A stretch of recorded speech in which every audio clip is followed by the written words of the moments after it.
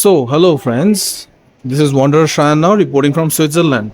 এই সবাই আবারও স্বাগতম আমার চ্যানেলে। দারুণ লাগছে তোমাদের আবার এখানে পেয়ে, কারণ আজ শুরু হচ্ছে আমাদের ইউমফ্রাউ টপ অফ ইউরোপ অ্যাডভেঞ্চারের পার্ট 3। এখনো পর্যন্ত যাত্রাটা কেমন লাগছে? আশা করি পার্ট 1 আর পার্ট 2 দেখে ফেলেছো। আর যদি না দেখে থাকো কোনো চিন্তা নেই, ডেসক্রিপশনে লিঙ্কগুলো দেওয়া আছে, দেখে ফেলো কিন্তু। আর জানো কি, এই পার্টে আমরা ফিরতি পথটা এক্সপ্লোর করব। বিশ্বাস করো, ফেরার পথটাও উপরের যাত্রার মতোই শ্বাসরুদ্ধকর, হয়তো আরো বেশি। আবার আমরা এবার ট্রেনে করে বাকিটা যাব। এবার আমরা গন্ডোলায় উঠবো না, আমরা অন্য পথে যাব। তো সেটাও পার্ট অফ দ্য ভিডিও। দেখি কিরকম লাগে আমাদের। ইউমফ্রাউ ইয়র্ক থেকে আমাদের ফেরার যাত্রা শুরু হলো তাহলে। বরফে মোড়া সেই স্বপ্নের উচ্চতা থেকে আমরা উঠেছি ধীরে ধীরে কগউইল ট্রেনে। মেঘের ভেতর দিয়ে বরফের দেয়াল ছুঁয়ে অ্যালপসের বিশাল তিন দৈত্য আইগার, মঙ্ক আর ইউমফ্রাউকে পাশে নিয়ে প্রায় 35 মিনিটের এই পথ আমাদের নিয়ে যাবে ক্লাইনে সাইডেকে, একটা পাহাড়ি পাস যাকে ঘিরে দাঁড়িয়ে আছে অ্যালপসের মহিমা। সেখান থেকে শুরু হয় আমাদের যাত্রার দ্বিতীয় অধ্যায়, ওয়েঙ্গারনাল্বানের সেই বিখ্যাত পাহাড়ি ট্রেন। সবুজ ঢাল বয়ে নামতে নামতে ট্রেন পেরিয়ে যায় শান্ত গাড়ি মুক্ত গ্রাম ওয়েঙ্গেনের পাশ দিয়ে। আর তারপর হঠাৎ দৃশ্যটা বদলে যায়।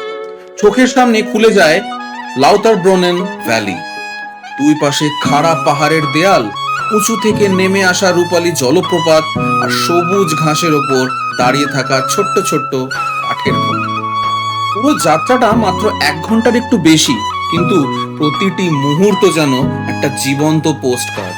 তাই আরাম করে বসে পড়ুন, কারণ ইউমফ্রাউ থেকে ফেরার এই পথটা শুধু ফিরে আসা নয়, এটা এক নতুন গল্প, এক নতুন সৌন্দর্যের দরজা।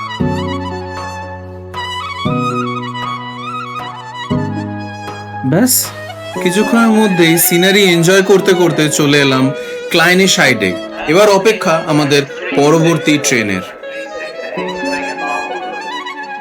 গ্রেন্ডেল ওয়ার্ল্ডের দিকে আর আমরা যাব না, আমরা যাব লথরব্রুনেন থেকে আমাদের কোচ আমরা আবার ধরবো। তো সেখানে মাউন্ট ইউমফ্রাউ এর ট্যুর শেষ হবে। দেখি এই রেল ওয়েটা দিয়ে আমি কি দেখতে পাই।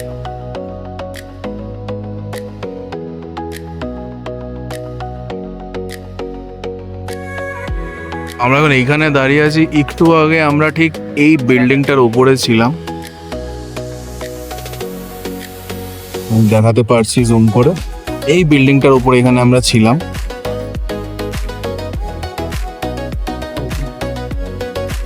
তো আমরা এখন নেমে এসেছি এখান থেকে, আর এটা একটা স্টেশনটার নাম হচ্ছে ক্লাইনে সাইডে।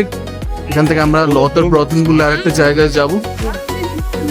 একটি বিষয় কিন্তু স্পষ্ট করে বলে দিই, যে ট্রেনে আমরা এখন উঠতে চলেছি সেই রেলপথটিকে সুইজারল্যান্ডের সবচেয়ে মনোরম ট্রেন যাত্রাগুলোর মধ্যে কিন্তু অন্যতম হিসেবে গণ্য করা হয়। অর্থাৎ ফেরার পথটা শুধু একটি যাত্রা নয়, একটা নিজের মধ্যে একটা অন্যতম অভিজ্ঞতা হতে চলেছে। বলতে বলতে এসে পড়েছে আমাদের ট্রেন, আর আমরা ট্রেনে উঠেও পড়েছি। দারুণ লাগছে কিন্তু চারিদিকে জানলা। বেশ এনজয় হোক।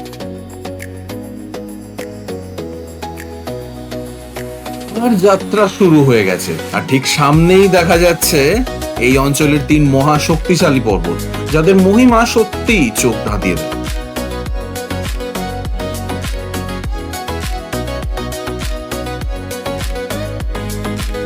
দেখতে পাচ্ছ কি, পাহাড়ের গা বয়ে নেমে আসছে সেই ছোট্ট ছোট্ট ওয়াটারফলস গুলো। সুন্দর না?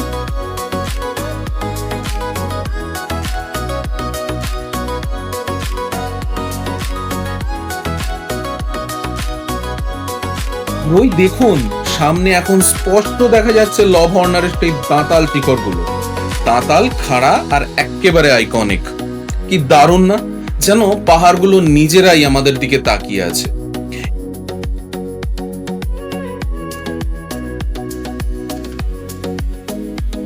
পুরো যাত্রাটা এতটাই শান্ত আরামদায়ক আর মনোরম ছিল যে সময় কখন কেটে গেল আমি সত্যিই বুঝতে পারিনি। হঠাৎই দেখি আমরা ধীরে ধীরে পৌঁছে যাচ্ছি আমাদের গন্তব্যের দিকে, ওয়েঙ্গেন গ্রামের পাশ দিয়ে এগিয়ে।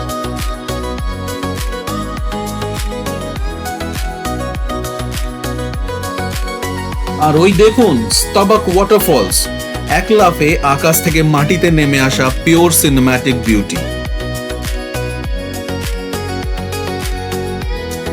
ট্রেন থেকে নেমে আবার বাসে উঠে পড়েছি আমরা সবাই, আর বাসে করে এগিয়ে যাচ্ছি আমাদের পরবর্তী ডেস্টিনেশনের দিকে।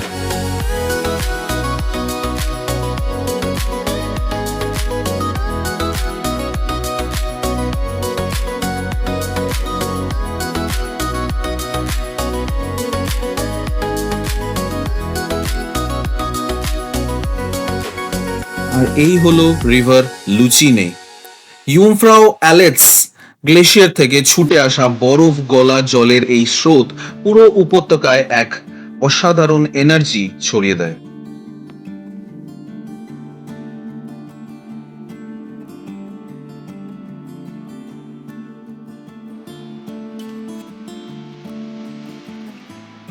যেমন আমরা বলেছিলাম যে ইন্টারলেকেন দুটো লেকের মাঝখানে লেক লুঙ্গার্ন আর লেক থুন।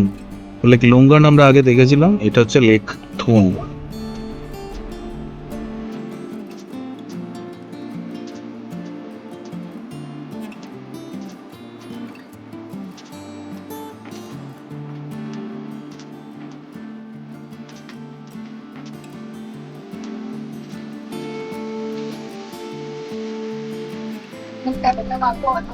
তো এবার আমরা ইউমফ্রাউ পর্ব এখানেই শেষ করলাম, আর আমরা এগিয়ে যাচ্ছি আমাদের নেক্সট ডেস্টিনেশনে।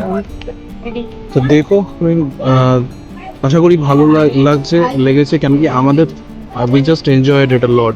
কীভাবে সময় কেটে গেছে বুঝতে পারিনি। আর দেখে বলো কেমন হয়েছে, কি হয়েছে না হয়েছে। এই দৃশ্যগুলো দেখতেই বুঝলাম প্রকৃতির সৌন্দর্য যদি যত্ন করে রক্ষা করা যায় তাহলে একটা জায়গা কতটা মার্জিত, কতটা অপূর্ব হয়ে উঠতে পারে। প্রকৃতি এটাই আমাদের সবচেয়ে বড় সম্পদ, তাই না? আর এটাকে রক্ষা করা মনে হয় মানুষ হিসেবে আমাদের সবচেয়ে গুরুত্বপূর্ণ দায়িত্ব। তাহলে আজকের পথ চলা শেষ, কিন্তু গল্প থেমে নেই। আবার ফিরবো নতুন দৃশ্য নিয়ে। ততদিন দেখতে থাকুন আর ঘরে বসেই ঘুরতে থাকুন ওয়ান্ডারার শায়ানের সঙ্গে।